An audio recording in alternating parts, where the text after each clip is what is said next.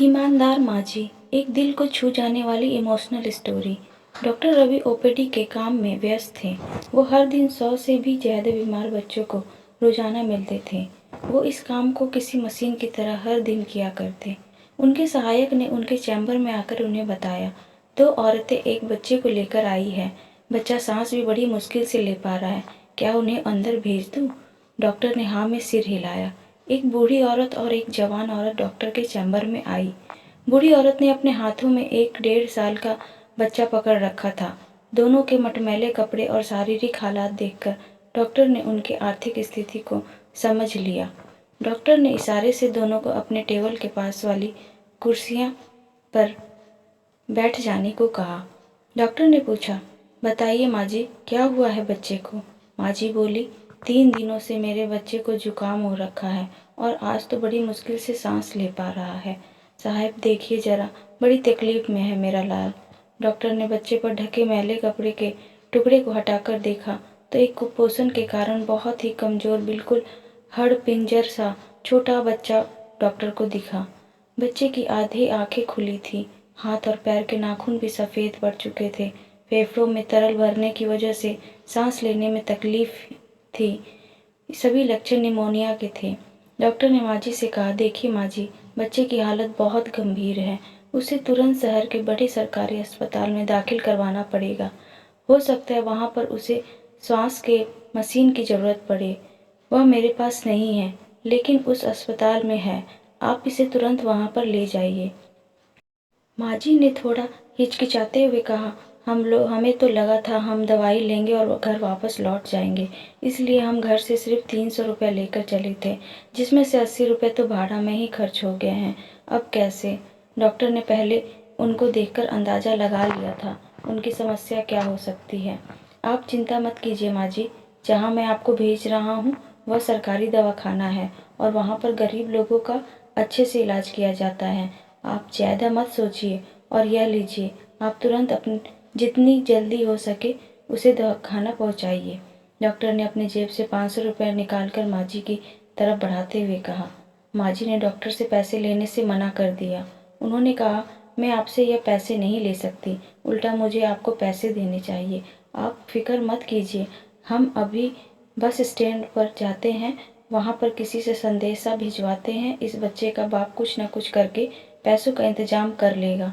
Doctor को माँ जी का ऐसा व्यवहार देखकर काफ़ी अचरज हुआ, क्योंकि उन्होंने कई ऐसे लोगों को देखा था जो किसी भी बहाने से पैसे छीनने को तैयार रहते हैं, और यह गांव की गरीब माँ जी है जिन्हें इन पैसों की इतनी सख्त ज़रूरत है, फिर भी पैसे लेने से मना कर रही है। देखिए माँ जी, समझने की कोशिश कीजिए, बच्चे की हालत बहुत गंभीर है।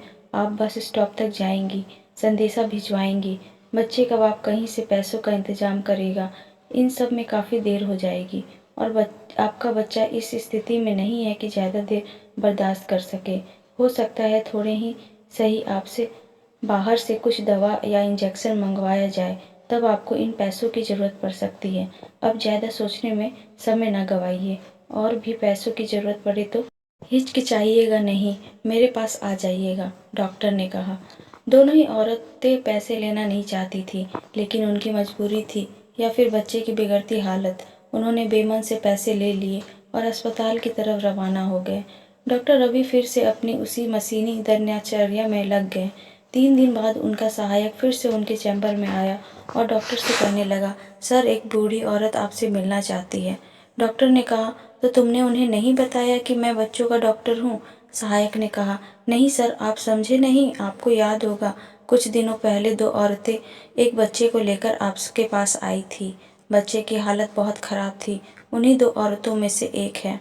डॉक्टर रवि अपने रोज के बिजी शेड्यूल के चलते इस बात को कब कब भुला चुके थे। सहायक के बताने पर उन्हें याद आ गया और उन्होंने उस माँझी को अंदर भेजने के लिए कहा। उन्हें लगा कि शायद उन्हें और पैसों की ज़रूरत पड़ी होगी, इसलिए आई होगी। माँझी चैम्बर में आई। डॉक्टर ने उनसे बच्चे की हालचाल पूछा। माँझी ने अपने हाथ में रखे 500 के नोट को डॉक्टर के सामने बढ़ाते हुए कहा, यह लीजिए साहब आपके रुपए, इसमें से 1 रुपया भी दवाई के लिए इस्तेमाल नहीं हुआ। अस्पताल में पहुंचते ही बच्चे ने दम तोड़ दिया था। उस दिन तो हम लाश लेकर घर चले गए थे। और आज जब अंतिम संस्कार हो गया है तो आपका पैसा लौटाने आ गई हूँ। माँ जी की बात सुनकर डॉक्टर अचंभित रह गया। वह सोचने लगे कि क्या इस कलयुग में भी ऐसे लोग अभी भी जिंदा हैं, और शायद यही लोग हैं जिनकी वजह से धरती माँ इतना पाप होने के बावजूद सबको मजबूती से थामे हुए हैं। डॉक्टर ने माँ जी से कहा, माँ जी, आपको यह थोड़े से पैसे लौटाने के लिए धक्का खाते हुए इतना दूर आने की आवश्यकता नहीं थी, और मैं कहाँ देख रहा था कि आपने पैसे दवाइयों में खर्च किया या नहीं। आप नहीं देख रहे थे, लेकिन मेरा भगवान देख तो रहा था, माँ जी ने अपना पक्ष रखते हुए कहा, और पैसे डॉक्टर के टेबल पर रखकर चली गई। झुकी हुई पीठ के साथ चलती बूढ़ी माँ जी को देखकर डॉक्टर के दिल में फिर ख्याल आया, पढ़े लिखे भ्रष्टाचारी लोग जो ईमानदारी की बात करते हैं, उनका बोझ गांव देहात के इन अनपढ़ लेकिन सच्चे ईमानदार लोग उठाते हैं, इसलिए वो झुक गए हैं। दोस्तों, ईमानदारी पर दिल छूने वाली यह कहानी हमें सिखाती है कि पेट भरे होने पर भगवान की भक्ति और ज्ञान की बातें जैसे कोई भी कर सकता है, वैसे ही पैसों के होने पर ईमानदारी की बातें करना कोई बड़ी बात नहीं है। बड़ी बात तब है जब आपके पास सभी चीज़ वस्तुओं की कमी हो और फिर भी आप अपनी नैतिकता पर अड़े रहें। अगर आपको यह मेरी कहानी अच्छी लगी हो तो वीडियो को लाइक और चैनल को सब्सक्राइब करें। धन्यवाद।